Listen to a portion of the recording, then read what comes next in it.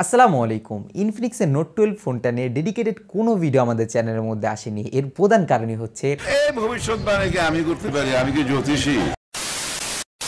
Dollar prize বেশি হওয়ার কারণে, ইভেন ইনফ্লেশনের কারণে, চিপ শর্টেজ থেকে শুরু করে যেই ধরনের প্রবলেমগুলো যাচ্ছে টেক ইন্ডাস্ট্রিজের মধ্যে, এর কারণে দেখছি যে বাংলাদেশের মধ্যে ফোনগুলোর অফিসিয়াল কিংবা আনঅফিসিয়াল হোক না কেন, পুরনো ফোনগুলোর দাম হিউজ পরিমাণ বেড়ে গিয়েছে এবং ভ্যালু ফর মানি ডিভাইস বলতে আমরা পাচ্ছি না এই বাজেট ক্যাটাগরির মধ্যে। যেখানে কিনা 20,000 টাকা দামের ফোনগুলোর মধ্যে শাওমি, রিয়েলমি ফার্স্ট চয়েস থাকতো, সেখানে ইনফিনিক্সের যে ফোনগুলো 15,000 টাকারও নিচের দামে কিনতাম, সেই ফোনগুলো 20,000 টাকারও নিচে কিনতে হচ্ছে এবং ওইগুলোই এখনকার সময় বেস্ট ভ্যালু ফর মানি ডিভাইসও মনে হচ্ছে।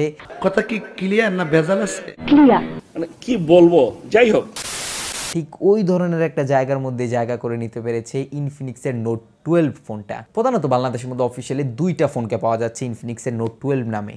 একটার মধ্যে মিডিয়াটেকের হেলিও G88 প্রসেসর রয়েছে, যেটা কিনা অ্যারাউন্ড 18,000 টাকার আশেপাশে এখন পাওয়া যায় এবং প্রায় 20,000 টাকার মধ্যে, 20,000 টাকার নিচেই পাওয়া যায় অনেক জায়গার মধ্যে ইনফিনিক্সের নোট 12-এরই G96 ভেরিয়েন্টওয়ালা। এখন মেন বিষয় হচ্ছে 2,000 টাকার জন্য কেউ এই পারফরমেন্সের যে গ্যাপটা রয়েছে ওই গ্যাপটাকে মেনে নিবেনই না। আপনারা মিডিয়াটেকের হেলিও G96 ওয়ালা যে ভেরিয়েন্টটা রয়েছে 20,000 টাকারও নিচে যে দামের মধ্যে লঞ্চ হয়েছে ওটাকেই চুজ করবেন, কেননা ওই বাজেট ক্যাটাগরির মধ্যে ডেডিকেটেডলি গেমার্সদের জন্য ওই ফোনটা বেস্ট ফোন এবং যারা পারফরমেন্স হাঙ্গ্রি রয়েছে, বাজেট ক্যাটাগরির মধ্যে ভ্যালু ফর মানি ডিভাইস চায়, বেসিক্যালি নার্জো 50-কে একদমই হাড্ডাহাড্ডি টক্কর দেয়। ফর এক্সাম্পল, ডিসপ্লে ক্যাটাগরির মধ্যে রয়েছে 6.7 ইঞ্চেসের একটা ফুল এইচডি প্লাসের 60 হার্টজের রিফ্রেশ রেট ওয়ালা ডিসপ্লে, কিন্তু অ্যামোলেড প্যানেল থাকছে। অ্যামোলেড প্যানেলের জন্য এই ডিসপ্লেটাকে অনেকেই পছন্দ করছে, যদিও বা নচটা এখনকার সময় বেমানান বলাই যায় ডিরেক্টলি, কিন্তু তারপর অ্যামোলেড প্যানেল ডিসপ্লে যারা কিনা চুজ করছে এই বাজেট ক্যাটাগরির মধ্যে একটা ভালো প্রসেসরের সাথে, তাদের জন্য ওয়ান অ্যান্ড অনলি অপশন কিন্তু এটাই বাজেটের মধ্যে। বাদবাকি নোট 12 যেটা কিনা 18,000 টাকার মধ্যে লঞ্চ হয়েছিল, সেটার মধ্যে মিডিয়াটেকের হেলিও G88 রয়েছে এবং G96 দেওয়া ভেরিয়েন্টটা 20,000 টাকার নিচেই পাবেন। আপনারা ওই ভেরিয়েন্টটাকেই পারচেস করবেন, যেটা কিনা আগেই বললাম 50 মেগাপিক্সেলের প্রাইমারি ক্যামেরা সেম রয়েছে, বাদবাকি সব জিনিস সেম রয়েছে, শুধুমাত্র র্যাম রম ভেরিয়েন্টটা চেঞ্জ হয়েছে এবং প্রসেসরটা 50 মেগাপিক্সেলের ক্যামেরা দুইটার মধ্যে রয়েছে, যার ক্যামেরা কিনা একদমই ভালো না ডিরেক্টলি বলা যায়। বাট এখানে টুইস্টটাই হচ্ছে, টুইস্ট হবার মেন রিজনই হচ্ছে আবার ওই প্রসেসরটাই। যেহেতু প্রসেসর চেঞ্জ হয়েছে, একটা প্রপার মিড রেঞ্জ ক্যাটাগরির শক্তিশালী প্রসেসর ওখানে ব্যবহার করা হয়েছে G96টার মধ্যে, সেই জন্য কি ইমেজ প্রসেসিং থেকে শুরু করে সব দিক দিয়েই যদি G88 ওয়ালার ভেরিয়েন্ট থেকে তুলনা করি, G96 ওয়ালা ভেরিয়েন্টের মধ্যে আরও ভালো ইমেজেস আসছিল। তাই যদি আপনি ক্যামেরা ক্যাটাগরির মধ্যে যদি চুজ করেন, তারপরও ওই 2,000 টাকা বাঁচানোর কোনো প্রশ্নই আসে না, আপনি G96 ওয়ালাটাকেই কিনবেন।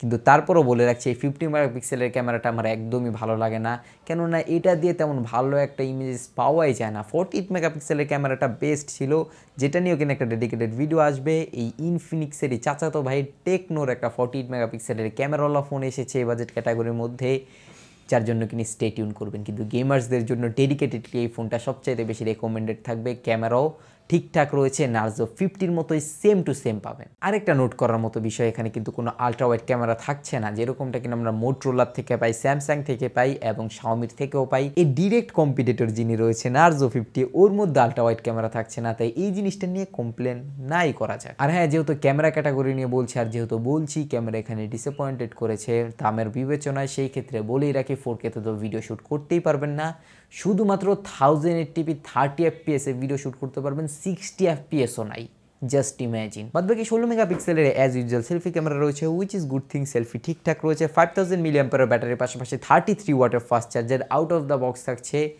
এর জন্য থামস আপ দিতেই হয়। সব ঠিকঠাক রয়েছে এবং দামও মোটামুটি র্যাম রোমের ভেরিয়েন্টের হিসাবে এই ফোনটা অ্যাকচুয়ালি এখনকার সময় বাজার বিবেচনা করলে, এখনকার কারেন্ট সিনারিও দেখেই বলছি, ফোনটা যদি ডলার ক্রাইসিসের আগে লঞ্চ হতো সেই ক্ষেত্রে বলতে পারতাম 2-3 হাজার টাকা ওভার প্রাইসড হয়েছে, কিন্তু এখনকার মার্কেট বিবেচনায় যে অবস্থা প্রত্যেকটা ফোনের দাম, সেই ক্ষেত্রে গিয়ে এই ফোনটাকে best value for money device এই সময়ের জন্য বলা যায় এবং গেমার্সদের জন্য আদর্শ একটা চয়েস। ক্যামেরা লাভার্সটা তেমন বেশ একটা খুশি হতে পারবেন না, কিন্তু কিছু করার নেই, এই বাজেট ক্যাটাগরির মধ্যে এগুলো এখনকার দিনের চয়েস। বাদবাকি যারা কিনা গেমার্স রয়েছে তারা এই ফোনটাকে নিঃসন্দেহে পারচেস করতে পারেন। অ্যাড ব্লোটারের দেখা তেমন বেশি একটা নেই, কিন্তু ইনফিনিক্সের ইউআই নিয়ে তেমন বেশি একটা প্রশংসা করাই যায় না, যেরকমটা অ্যাজ ইউজুয়াল ছিল ওরকমই রয়েছে, কিন্তু অ্যাডস তুলনামূলকভাবে এখনকার দিনে সবাই কম পাচ্ছে, এইটাই ইউজারদের রিভিউ মতো শোনা যাচ্ছে।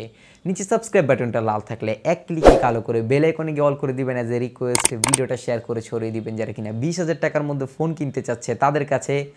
আইল catch you guys in the next video. আল্লাহ হাফেজ।